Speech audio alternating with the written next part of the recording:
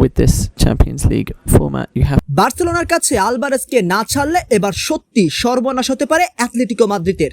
একদিকে প্রায় 200 মিলিয়ন ইউরোর বিশাল অঙ্ক, অন্যদিকে আর্জেন্টাইন বিশ্বজয়ী তারকার নিজের সিদ্ধান্ত বার্সেলোনা নয়তো কোথাও নয়, অথচ 150 মিলিয়ন ইউরো হাতে নিয়ে অপেক্ষা ইংলিশ চ্যাম্পিয়ন আর্সেনাল। তাহলে আলভারেজকে আটকে রাখলে অ্যাটলেটিকো কি হারাবে? 2 গোলই।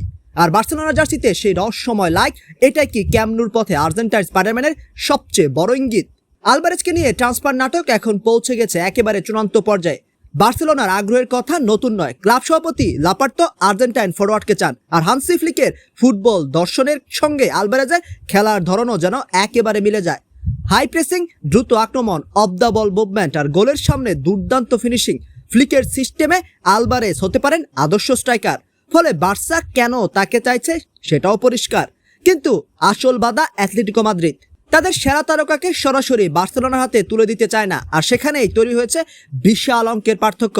বার্সাকে আলভারেজের জন্য প্রায় 200 মিলিয়ন ইউরো পর্যন্ত খরচ করতে হতে পারে। এমন অর্থ খরচ করা কাতালান ক্লাবের জন্য যে কতটা কঠিন সেটা বলার অপেক্ষা রাখে না। কিন্তু আর্সেনালের ক্ষেত্রে গল্পটা ভিন্ন। প্রায় 150 মিলিয়ন ইউরোতে আলভারেজকে ছাড়তে রাজি অ্যাটলেটিকো। ইংলিশ চ্যাম্পিয়নও সেই প্রস্তাবে রাজি বলে খবর।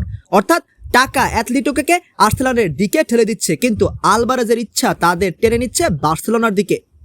কারণ সবচেয়ে বড় খবর, আলভারেজ নাকি স্পষ্ট করে দিয়েছেন বার্সেলোনা ছাড়া অন্য কোথাও যেতে চান না। এখন প্রশ্ন, অ্যাটলেটিকো যদি তাকে জোর করে রেখে দেয় তাহলে কি হবে? ট্রান্সফার নিয়ে সম্পর্কের টানাপোড়েন তৈরি হলে তার প্রভাবও মাঠেও পড়তে পারে। একজন অসন্তুষ্ট তারকাকে বিপুল বেতন দিয়ে ধরে রাখার পরও যদি কাঙ্ক্ষিত পারফরমেন্স না আসে, তাহলে লাভের বদলে ক্ষতি হবে অ্যাটলেটিকোর। তাই আলভারেজ এখন শুধু একজন খেলোয়াড় নন, তিনি অ্যাটলেটিকোর জন্য এক বিশাল ট্রান্সফার বাধা।